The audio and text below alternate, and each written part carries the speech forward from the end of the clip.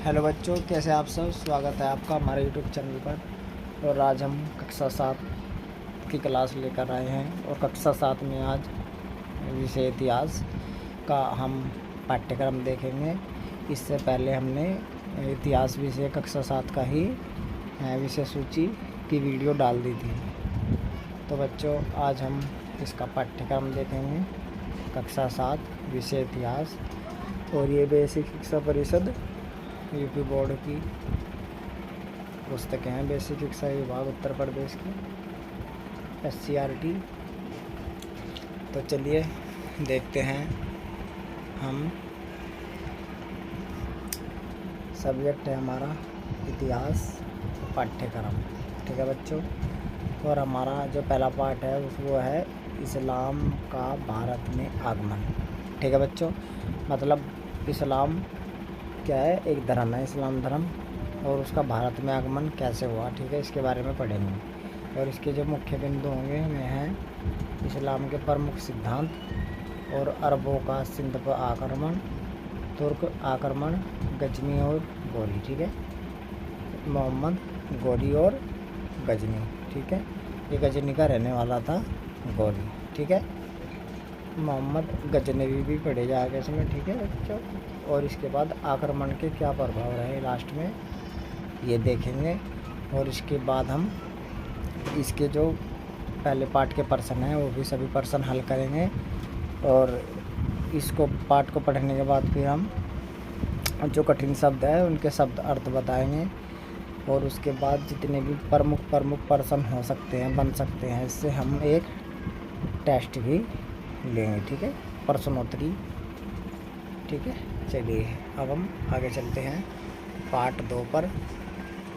और पार्ट 2 में देखिए, पार्ट 2 बहुत ही महत्वपूर्ण है। दिल्ली सल्तनत की स्थापना एवं विस्तार, ठीक है बच्चों।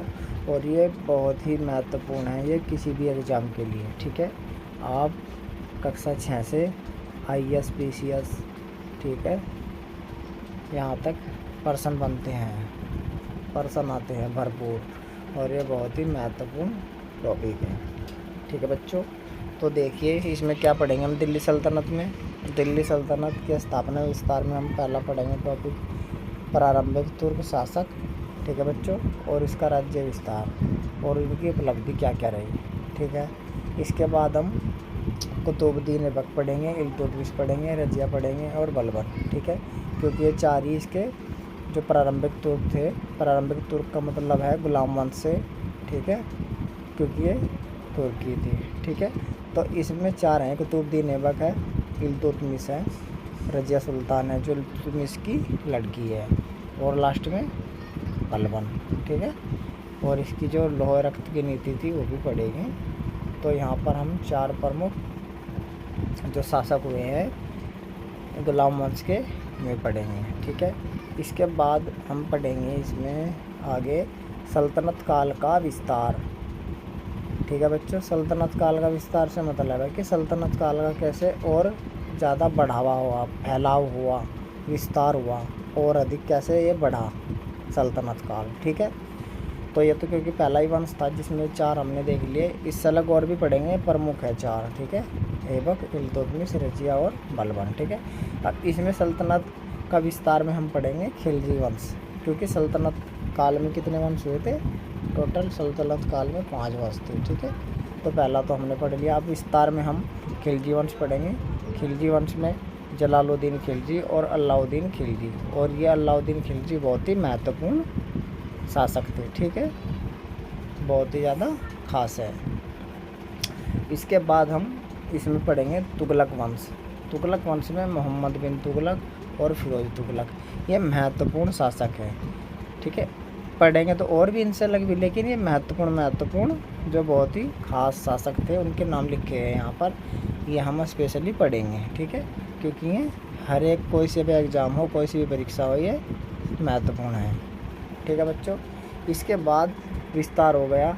अब इसके बाद हम विघटन की ओर जाएंगे, और विघटन की ओर जब हम जाएंगे तो बाकी के जो इसके जो वंश हैं वे भी हम पढ़ेंगे, ठीक है। अब देखते हैं पार्ट 3 में दिल्ली सल्तनत का विघटन। विघटन का मतलब विनाश, ठीक है, कैसे इसका विनाश हुआ, पतन हुआ दिल्ली सल्तनत का, ठीक है। तो इसमें पढ़ेंगे हम पहला पॉइंट, दिल्ली सल्तनत के विघटन के कारण, ठीक है बच्चों। फिर इसके बाद है तैमूर का आक्रमण और उसका प्रभाव, ठीक है। तैमूर लंग ने आक्रमण किया भारत पर, उसका क्या प्रभाव हुआ, ठीक है। इसके बाद सैयद वंश और लोधी वंश, ठीक है, ये चौथा वंश होगा और ये पांचवा वंश होगा, ठीक है, सैयद वंश और लोधी वंश। अब ये तो इतना ज़्यादा इम्पोर्टेंट है नहीं, ठीक है।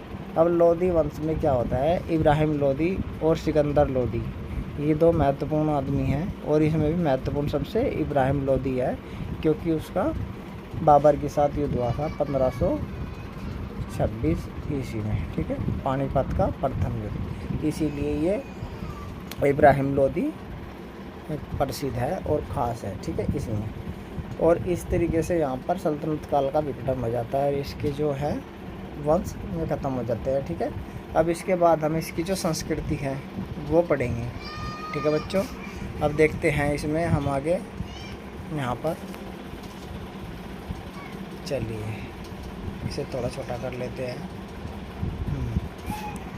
इसके बाद है हमारा पार्ट 4, ठीक है, पार्ट 4 सल्तनत कालीन संस्कृति, ठीक है। अब सल्तनत काल के समय की जो भी कल्चर रहा, संस्कृति रहा, अब हम उसके बारे में पढ़ेंगे, ठीक है बच्चों। तो इसमें पहले पॉइंट में देखेंगे हम सल्तनत काल प्रशासन व्यवस्था, ठीक है। इसमें केंद्रीय प्रशासन देखेंगे, प्रांतीय प्रशासन देखेंगे और स्थानीय प्रशासन देखेंगे, तीनों प्रशासन देखेंगे इसमें, ठीक है बच्चों। इसके बाद हम अगला पॉइंट देखेंगे नई सम्मिश्रित संस्कृति का उदय, ठीक है। इसमें देखते हैं साहित्य, स्थापत्य कला, चित्रकला, संगीत कला, ठीक है। मतलब इसमें हम जितने भी उन्होंने निर्माण कार्य कराए, जैसे कोई भी किला बनवाया, मस्जिद बनवाई, ठीक है, वे सब देखेंगे, ठीक है। ये बहुत ही इम्पोर्टेंट है, जैसे कुतुब मीनार, तो कुतुब मीनार वगैरह इसी में आ जाएंगी, किताब वगैरह जितने भी है वो सभी इसमें आ जाएंगी। इसके बाद पढ़ेंगे भक्ति सूफी आंदोलन, ठीक है, ये मोस्ट इम्पोर्टेंट है। ये भी आईएएस के एग्ज़ाम में हर फेरी यहाँ से प्रश्न आता है, आईएएस के एग्ज़ाम में, ठीक है। आईएएस मतलब जिला अधिकारी, डीएम का जो परीक्षा होती है, उसका जो प्री पेपर होता है टिकमार वाला, यहाँ से प्रश्न जरूर बनता है, हर साल बनता है, ठीक है बच्चों। तो सूफी और भक्ति आंदोलन पढ़ेंगे, इसमें संत पढ़ेंगे, उनकी जो विचारधारा है इनमें पढ़ेंगे, ठीक है। इसके बाद है अगला पॉइंट विज्ञान और प्रौद्योगिकी विकास, ठीक है। इसमें अर्थशास्त्र, निर्माण, चिकित्सा और खगोल शास्त्र, कृषि, व्यापार, उद्योग और यातायात के साधन या यातायात कैसे करते थे, इस चीज़ के बारे में पढ़ेंगे। चलिए अब हम अगला पार्ट देखते हैं। अगला पार्ट है 5 दक्षिण के राज्य, ठीक है। और इसमें दक्षिण के राज्य में पहला है बहमनी राज्य की स्थापना, हसन गंगू का उल्लेख, ठीक है, क्योंकि हसन गंगू ने क्या की थी, इसकी स्थापना। फिरोज शाह तुगलक, ये फिरोज शाह है, और वजीर महमूद गवाह, ये फिरोज शाह तुगलक नहीं है, ठीक है। इसके बाद है विजयनगर, हरिहर और बुका, 2 भाई थे जिसने विजयनगर राज्य की स्थापना की थी, ठीक है। और इसकी स्थापना ही पढ़ेंगे, और कृष्णदेवराय की उपलब्धि, क्योंकि इसका ये प्रसिद्ध शासक था विजयनगर साम्राज्य का, ठीक है बच्चों। अगला है बहमनी और विजयनगर पारस्परिक संघर्ष के क्या कारण थे और परिणाम, ठीक है। अब ये भी मैं इसके क्या कारण थे परिणाम, क्योंकि इनमें क्या होता रहता था, लड़ाई होती रहती थी दोनों में, बहमनी राज्य और विजयनगर, ठीक है, क्योंकि एक भूमि थी जो उपजाऊ, ज़्यादातर उसी के कारण इनमें आपस में झगड़े होते रहते थे। चलो अब हम आगे देखते हैं। इसके बाद अगला है पार्ट 6 मुग़ल साम्राज्य, और ये भी बहुत ही महत्वपूर्ण है। मुग़ल साम्राज्य में पहले पढ़ेंगे हम भारत में मुग़ल साम्राज्य की स्थापना, ठीक है। इसमें बाबर का उल्लेख है, पानीपत का प्रथम युद्ध भी है, ठीक है, जो मैंने अभी ऊपर बताया था। इसके बाद है हुमायूं अफगान का संघर्ष, ठीक है, अफगान मतलब शेरशाह सूरी, तो इसमें हुमायूं और शेरशाह सूरी के बीच जो युद्ध हुए वे भी पढ़ेंगे हम, ठीक है। इसके बाद बहादुर शाह, शेरशाह सूरी, चौसा और कन्नौज का युद्ध भी पढ़ेंगे।